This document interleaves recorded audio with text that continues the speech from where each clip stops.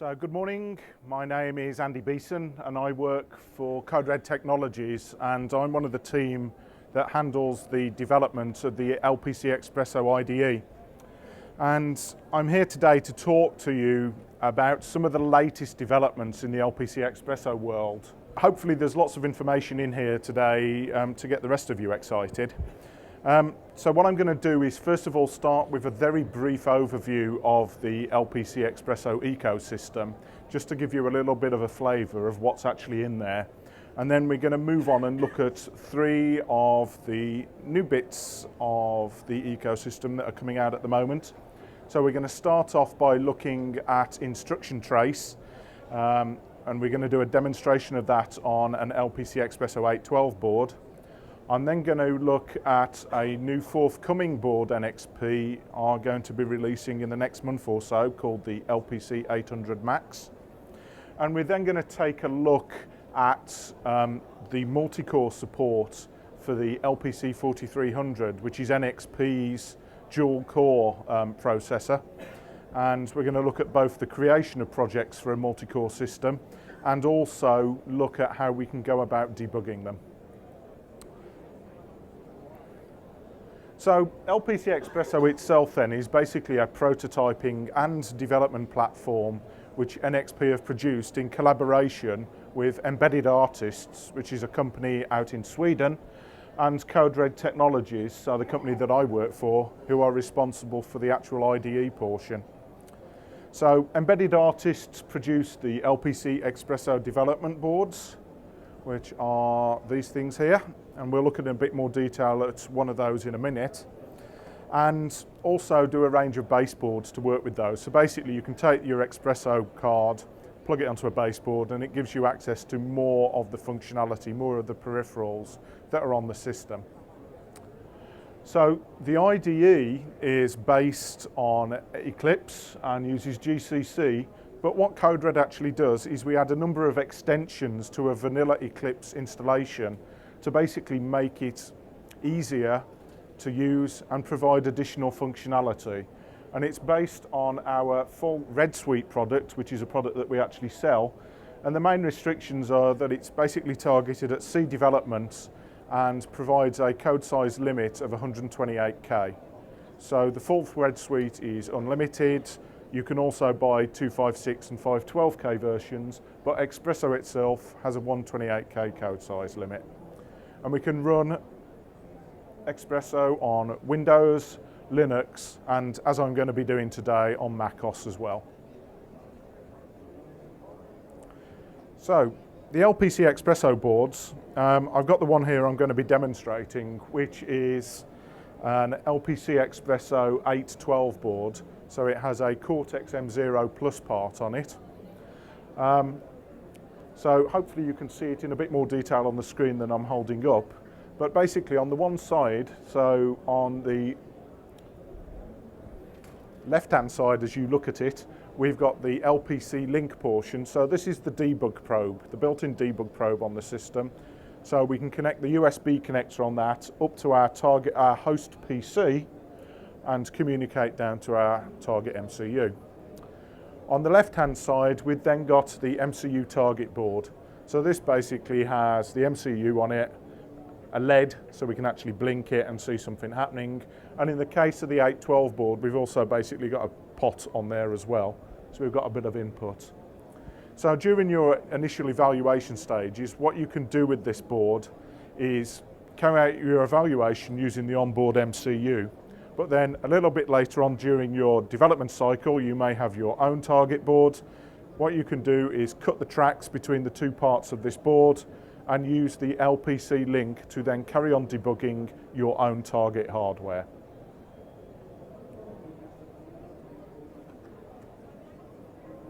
NXP also yesterday announced a new member of the LPCXpresso ecosystem, the LPC-Link 2 board. So this is a similar but more advanced version of the probe that's on the standard Expresso board. So it's basically just a debug probe, but has also got some analog, digital and serial expansion headers, which NXP are going to be releasing some new functionality for in the future. And this is supported via LPCXpresso out of the box via some firmware that we call RedLink. It's also supported by a variety of other tool vendors, so you can connect to this from Kyle, for example, if you wanted to, just using a different firmware image down in the probe. And NXP are going to be selling these for $15 going forward. So the nice thing about this is performance-wise, you get roughly about double the performance, so download speeds that you got from an LPC-Link 1.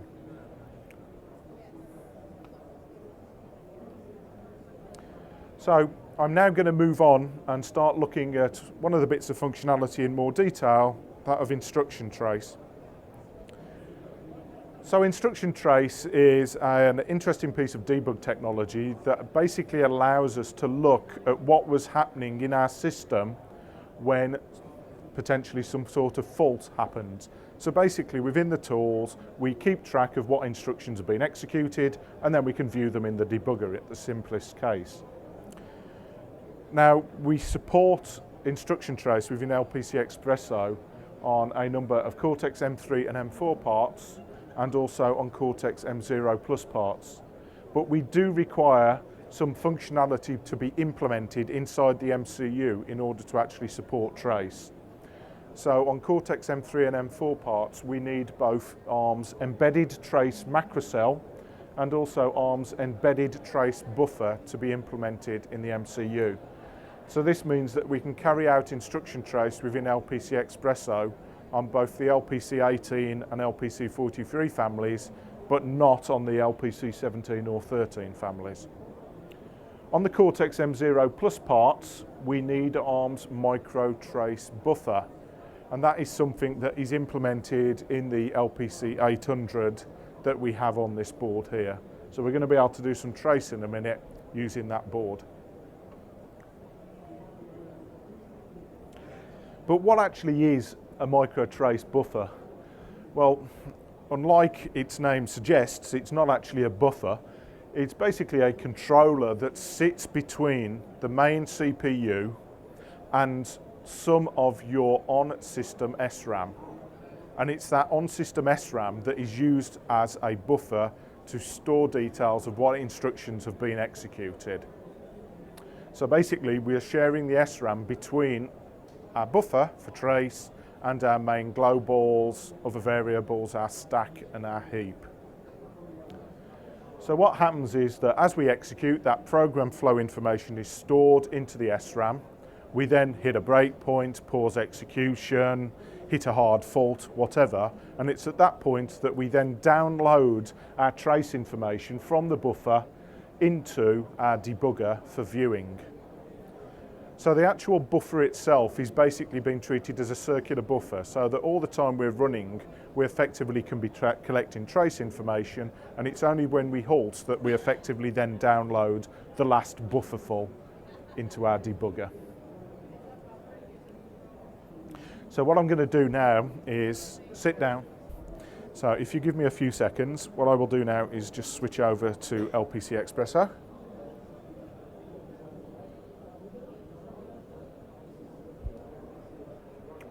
Okay. Right. So what we've got here then is a workspace within our Eclipse environment, our LPCXpresso environment. So a workspace is basically where all of the details of the projects that we're currently working on are stored. And within the workspace, I've got a single application project called SysTick, which is based on one of the standard examples provided by NXP for this part. So basically all this actual application does is use the standard Cortex SysTick or timer to generate an interrupt, which then toggles a LED on or off.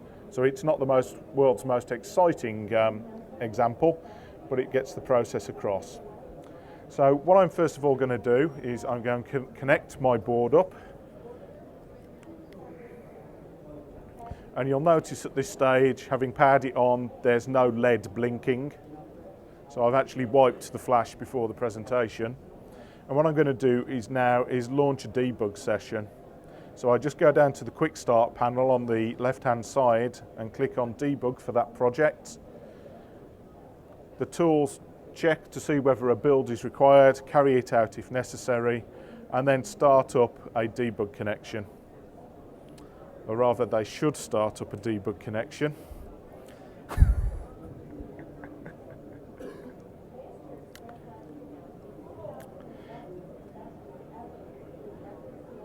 Right, okay. So something on my machine is running slow. So what it has now done is the LPC-Link that is inside an LPCXpresso board is a RAM-only part. So what we have to do when we first start up is download the firmware for the link into the actual processor's RAM itself. Once that is done, the part re-enumerates and appears as a device on our USB on our host computer, and the computer, or rather LPCXpresso, has now detected that link. So if we've got multiple different probes connected, it will give us a list of the ones, and we'd then select which one we want to connect to.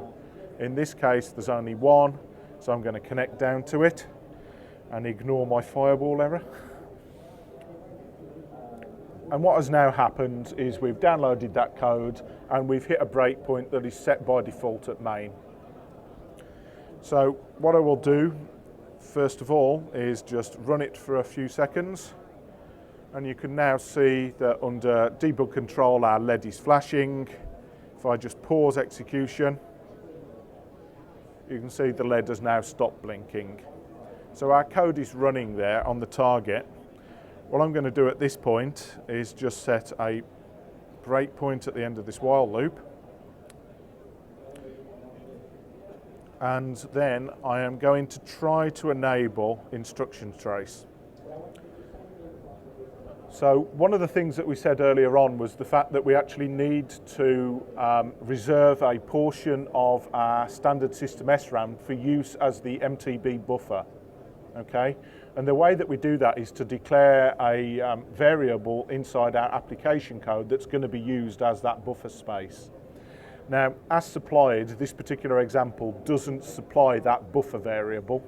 And so if we try to enable instruction trace, as I'm going to do now, we basically get a pop-up saying that the tools have not been able to find the appropriate buffer in our image. We need to go and create it. So I click on OK, and the tools will actually give me a bit of a hint in the configuration view as to what I actually need to do in order to put that buffer into my code. So I can simply select a size of buffer.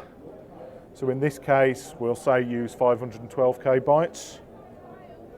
And I can then copy the code snippet that has been generated and paste it into my application code.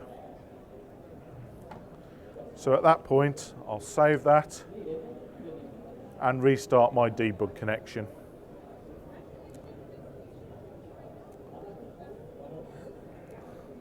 So I've now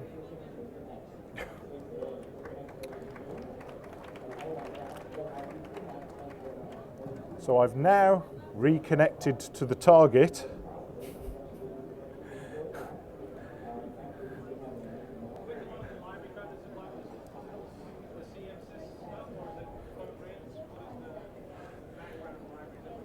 So the actual one that's in the LPC 800, the CMSys library that's in there, so this CMSys core one at the top. Yeah. Yeah, so SysTick SysTick itself is a standard ARM-defined peripheral, and there is a standard way of interfacing to that, which is done through CMSys. The driver lib project that's there is basically a set of code that NXP have developed and produced, which is available in LPCXpresso, and all we're doing as part of this project is linking to that library project and linking to the CMSys library project as well. So effectively what I did was just do an import from the zip file of examples before I started the demonstration. Right, so this time we're there. I suspect what's happening is I kicked my PC off into life this morning, connected to a network, and I'm no longer connected to a network, and I suspect I've got a firewall-y type issue going on. But we're there now. So if I now go to the trace view again, and try to configure trace. This time it has succeeded because we've got the buffer defined within our application code. So if I start execution once more, hopefully at some point the LEDs may blink on or off, and then we've hit the breakpoint that I set a few minutes ago at the end of that while loop. So having hit my breakpoint, I'm now going to download the buffer of trace information from the target memory into my host. So I just click on the download trace buffer. And we've basically now got all of that trace information about what was going on our target system. So you can see here we've collected quite a bit of trace information. A lot of these instructions are inside the delay loop, so you can see delay systic is the function name. So it's basically sitting there in a spin loop waiting for the timer to increment. So please wait a few minutes and we'll show you how to do that. Yeah. And then we've got a few other functions down at the bottom where it's toggling the LED on and off and so on. So what I can do is toggle some functionality on here so that I can link my trace information to my source first of all. So if I click on my source, on my instructions, you'll see that I flick to different source statements in my source view. Similarly, I can toggle on the linkage to my assembler so that I can again see my code in context within my assembler. So it'll pop up my assembler view there.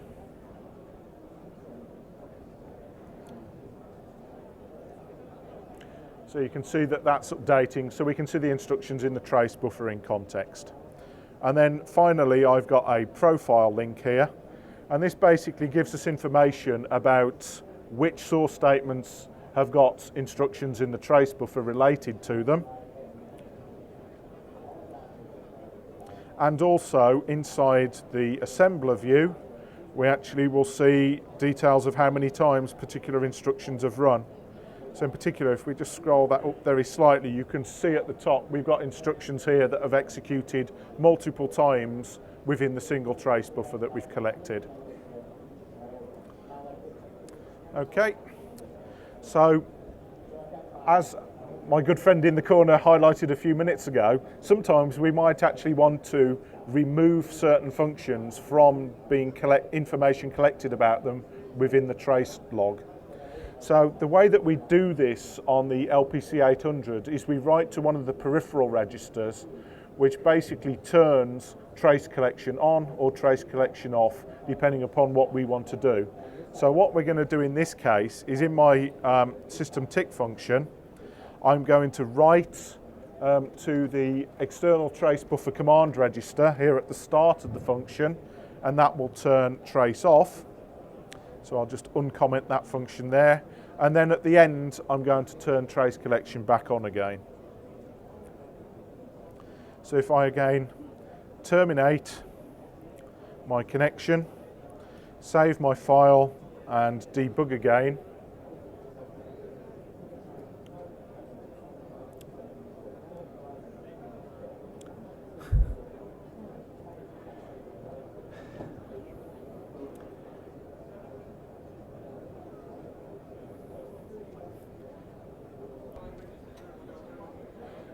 so what I'm going to do now is I'm going to switch back to the instruction trace configuration, and this time I need to do a manual configuration to tell it to disable and enable trace at the appropriate points. So I first of all turn the MTB on, and then I turn the start and stop functionality on. So these are basically the pins into the core that those registers are writing to, that we wrote to a minute ago. The other thing that you can see in the trace configuration view here is actually the size of the buffer that we defined and the location that it's been placed at in the memory, which can sometimes be useful to know. When we do a manual configuration though, the other thing we need to do is make sure we apply the changes we've just made, otherwise they're not actually going to be in the system when we start running. So I shall click on the apply button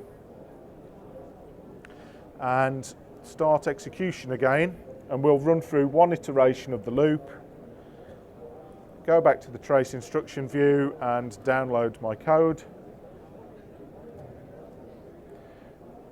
And you'll notice this time that we don't have that huge number of calls into the delay time function. But if I skip far enough down, what I'll actually see, there we go, is at this point here we actually do have a call into the delay loop. So we've got the function call, the branch with link instruction, into the delay loop. As we enter the delay loop, trace collection is disabled, and then as we exit, it's turned back on. So we've basically got a break in our trace information, and that's what that wiggly line across is actually indicating to us, that the trace information was paused at that point in time. So that's a very quick overview of using MTB trace on the LPC-812 MCU.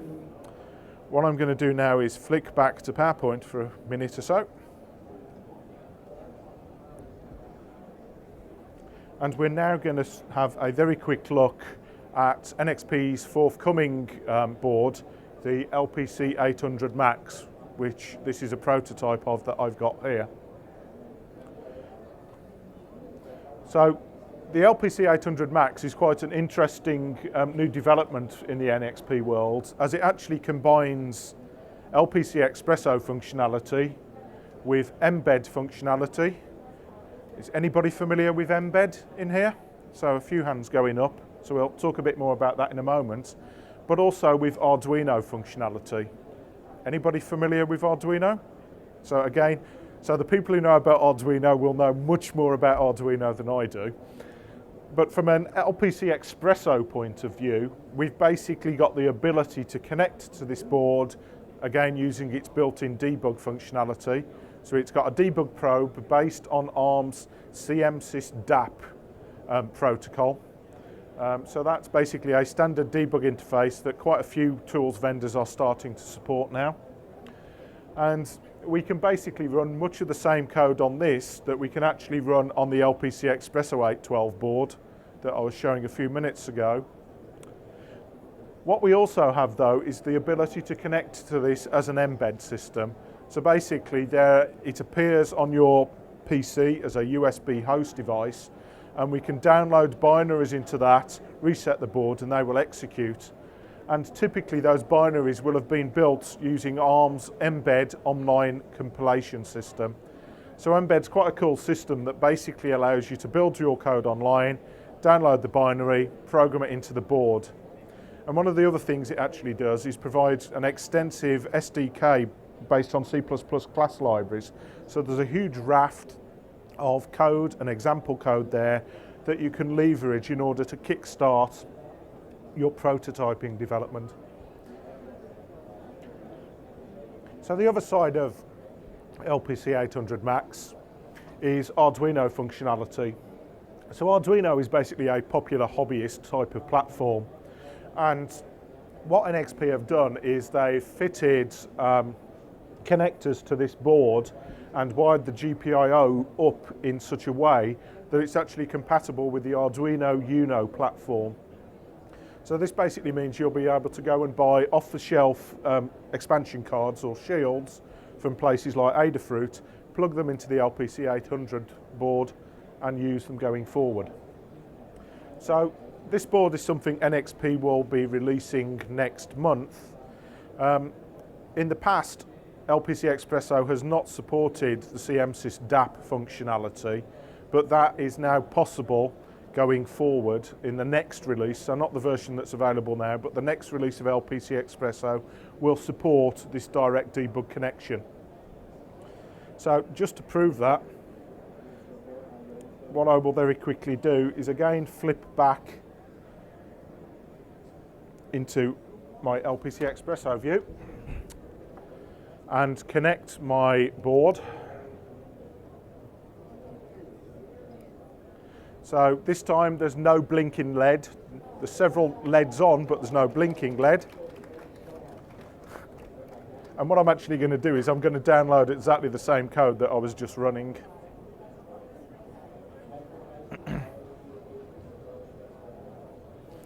So the first thing that has happened here is that LPCXpresso has popped up a dialog telling us that it can't find the probe that we previously connected to for this project.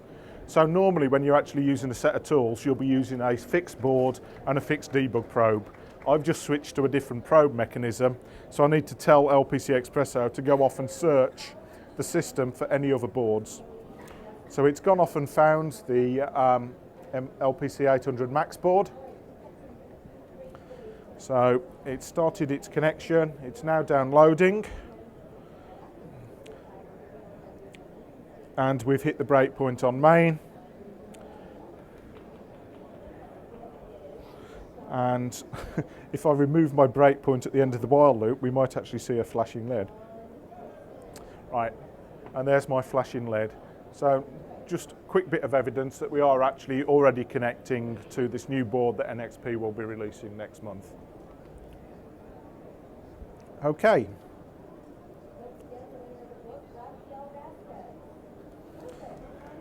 So the reason that I've got that disk pop up there is because the LPC800 Max board appears as a USB mass storage device so that you can download embed binaries. I know I've not plugged anything into that USB mass storage device, so I didn't bother unplugging it via the OS before I took it out. So we can just ignore that. So back to PowerPoint.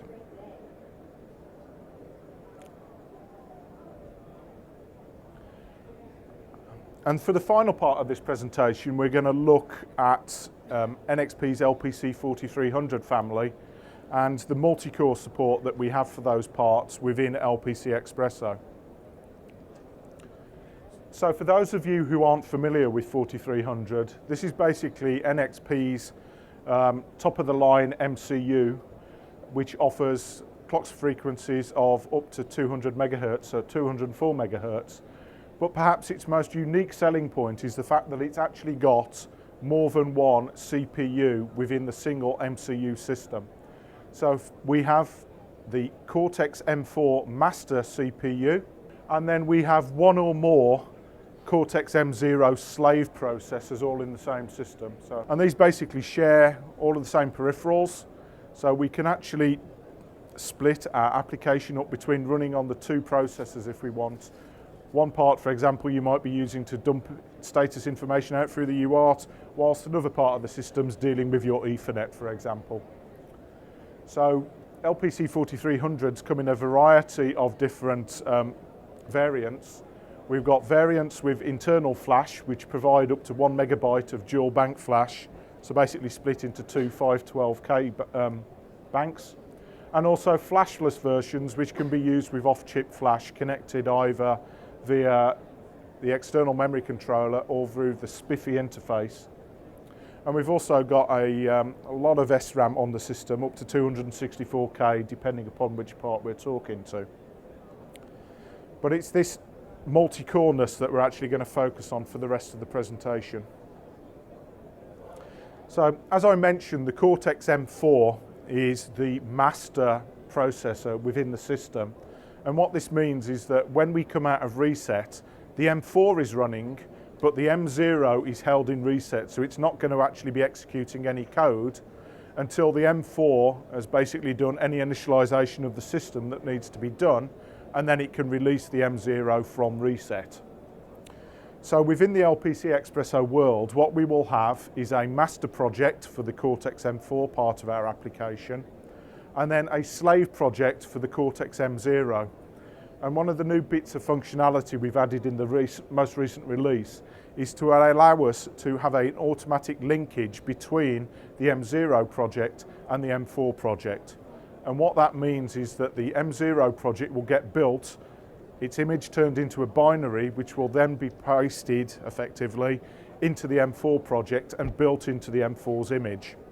Then when we start a debug session, the M4 will download that combined image, so both the M4 part and the M0 part. You can then start running under the debugger or from reset yourself if you're not using the debugger. And part of that initialization potentially will copy the M0 part out of the flash that it was loaded down into and into the RAM where you might be running it. Now in the demonstration we're going to do here, we're actually using a part with dual bank flash, and we're going to use one bank of the flash for the M4, one bank of the flash for the M0. So the reason we're doing this is we basically don't want both images running out of the same block of memory, otherwise we're going to run into tension issues and kill our performance. So as far as the M0 goes, what we're going to do when we debug is we're going to do what's called an attach-only connection. So we're not going to download code, we're just going to attach to it, and then effectively our connection will be made once the M4 releases us from reset.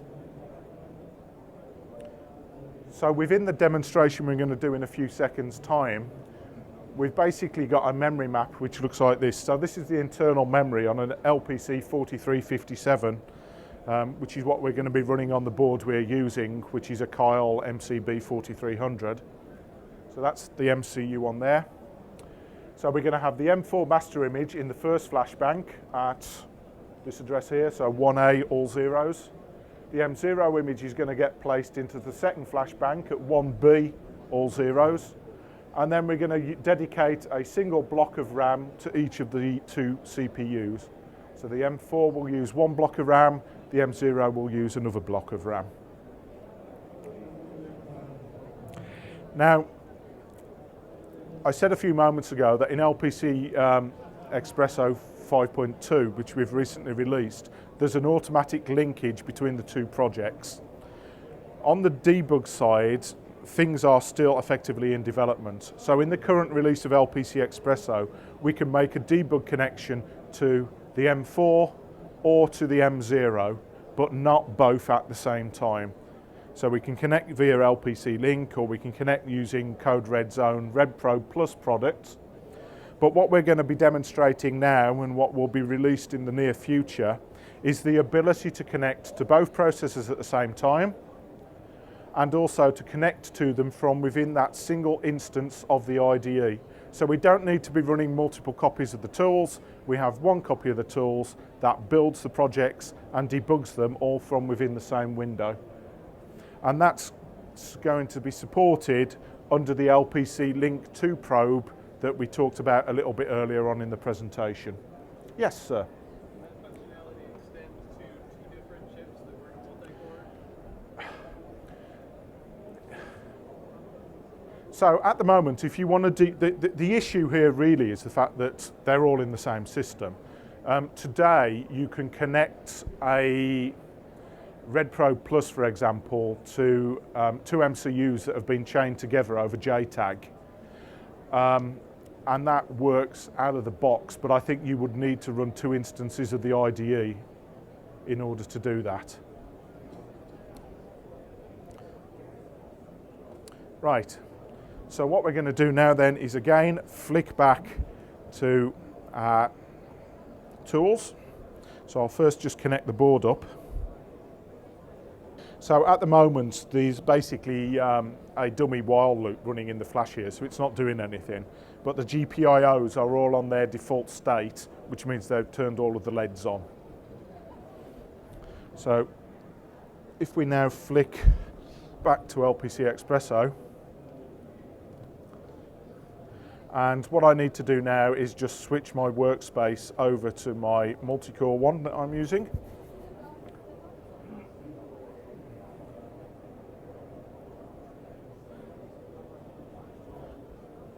Okay. So what I've got in the workspace already is a couple of library projects at the top, the driver lib ones. So there's a build of that for Cortex M4, and there's a build of that for Cortex M0. We've then got two Blinky projects, so Dual M0 and Dual M4, the next two down, and those are a project that I've already created that will actually blink the LEDs in a few minutes' time.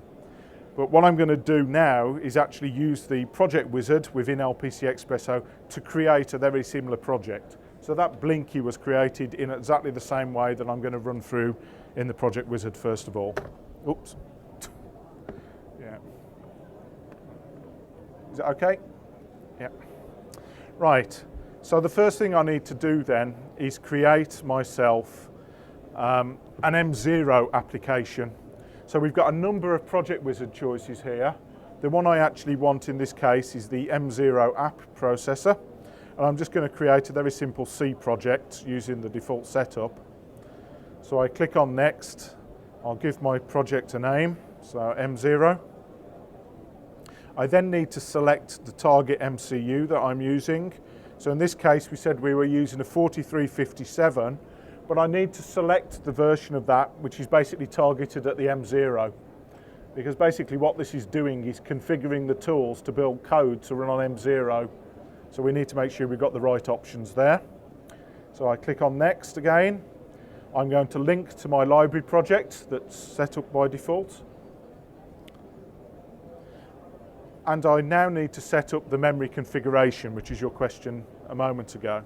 So what I've actually got inside the actual tools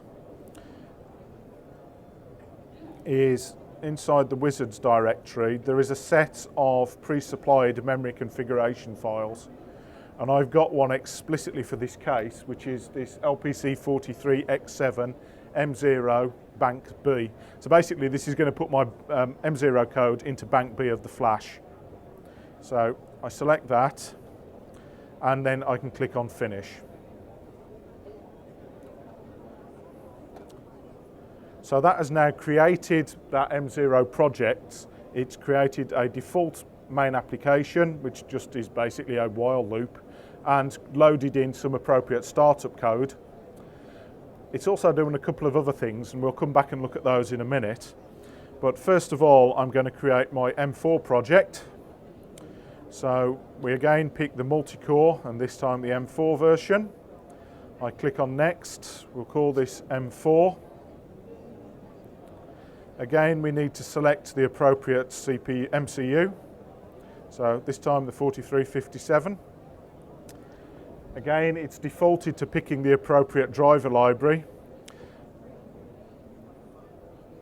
And this time, the default memory setup is okay. So it's going to use the Bank A flash by default for this image. So I don't need to make any changes there. But on the next pane, I basically have the ability to create that linkage between the M4 master project and the M0 slave project. So I can do that simply by browsing and selecting the M0 project that I want to associate with this master project.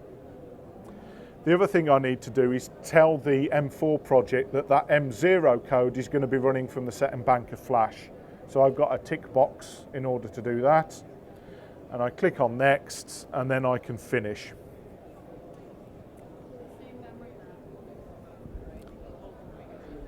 So I mean, effectively on site in the CPU, there is a load of memory regions. Both cores basically have access to all the memory regions. So you need to determine which are used by which core. So that XML file was for the M0. The M4 already comes up defaulting to that Bank A of RAM, flash, and the first block of RAM is where it's going to put its heap and its stack. So there is a memory configuration editor within the actual tools, so we can go in and change the sizes or how they're split or whatever we actually want to do. So there's documentation on how to do that in the product. I mean, I just use that XML as a quick shortcut for whilst doing the demonstration. Yeah. Right, so we've now created the M4 project. What I will quickly do is just look at what that has done regarding the properties. So don't worry about where I'm going, but inside the settings for this project, this little box down here tells us what multi-core projects are linked to this master project. So we've got a list of the slave projects in this particular system. It tells us that we're going to put this on the M0 app processor, which is just that first M0 in the system. It tells us it's going to put it in the second bank of flash, and that's the actual name of the object file, which contains the binary of that M0 image that's going to be located in this master project. So that linkage that we created during the project wizard is something we can actually go and set up manually afterwards if we wanted to. It's just easier to do it in the master project, in the project wizard as you run through that. Okay.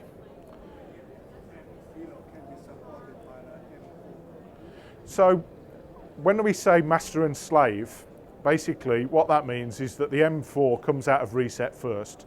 So it controls the system as you come out of reset.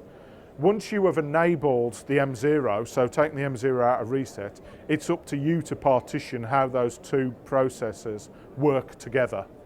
So you can choose effectively to have your master application running in the M0 and some background processing carried out in the M4 if you want to. So the demonstration that we've got here basically treats the two cores completely in isolation, but there are linkages, so you can basically trigger interrupts from one processor to the other so that one processor can act once the other processor has carried out some operation for you, for example. But master and slave really refers to boot time rather than execution time. Well, fundamentally, yes, but they're separated. I mean, you've got different memory interfaces into the two flash banks, for example, so that you're not going to run into contention on there.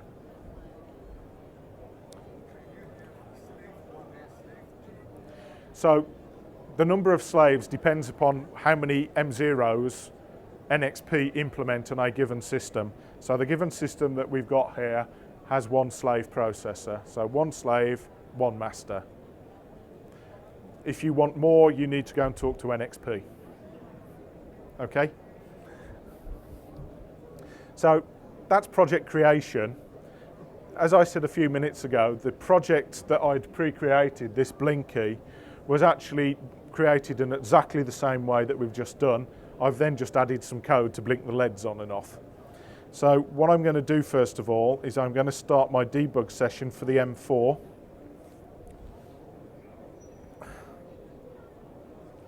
Connect to it. So the other thing here is that when we're carrying out multi-core connections, we actually have to use the JTAG configuration rather than the traditional SWD configuration that is used for normally connecting to Cortex-based systems. So basically JTAG is what is giving us this multi-processor compatibility. So the Cortex M4 is this device 0 in this particular case. So I know that just by looking at the tap ID that we've got here. So as I said, this is beta software at the moment. It's not something we've released. Okay, so this time we have connected. So we can see down here, I can actually open the window up slightly. If I go back and look at the debug log, you can see first of all that we have written a number of bytes out to address 1A, all zeros, which was bank A. It's then done the write out to 1B, which was bank B. So this is the M0 image that's been written out here, and this was the M4. And then we've stopped at the start of main in the M4 application. So what I will do now is I will connect to the M0. So as I said a few minutes ago, when we connect to the M0, we do this using an attach-only mechanism. So we're only going to attach, we're not actually going to download any code. And this time we need to connect to the other device. So that JTAG configuration is remembered. So after we've done it once, when you connect the next time, it will remember it. And we've now connected to that M0. And if we look in the debug view at the top of the screen, we've connected to the M0. So here's the M0 image, but we've not actually stopped at anything yet because that's held in reset. So if I simply start the M4 running, so the M4 is running, we should see 3 other LEDs now blinking, which are being blinked by the M4. The other LEDs are blank. Those are the ones that we're going to drive from the M0. And the M0 code has actually now stopped at the start of main, so there's a default breakpoint at the start of main. I've stopped at it. So what I can do now, for example, is view the registers. So I'm viewing the registers here on the M0 part itself. If I flick to the M4, sorry, and pause execution, I then get the M4's registers displayed instead. So if I just toggle between the two, I'll get the appropriate registers that I'm actually viewing. But the other thing I can actually do is create another registers view so that I can see both of them at the same time. So I'll just drag that up to here. And I will attach this view to the M4. And I'll attach this to the M0. And then basically what will happen now is every time we stop, the appropriate view will actually update depending upon what core we're actually in control of at the particular time. So if I now start the execution of both processors, we should now see both sets of LEDs blinking independently. Okay. So that's a very, very quick demonstration of multi-core debugging within the LPCXpresso environment using the LPC-Link 2 debug probe that NXP have just released. Thank you very much for attending. I hope it's proved interesting and enjoy the rest of the show. Thank you.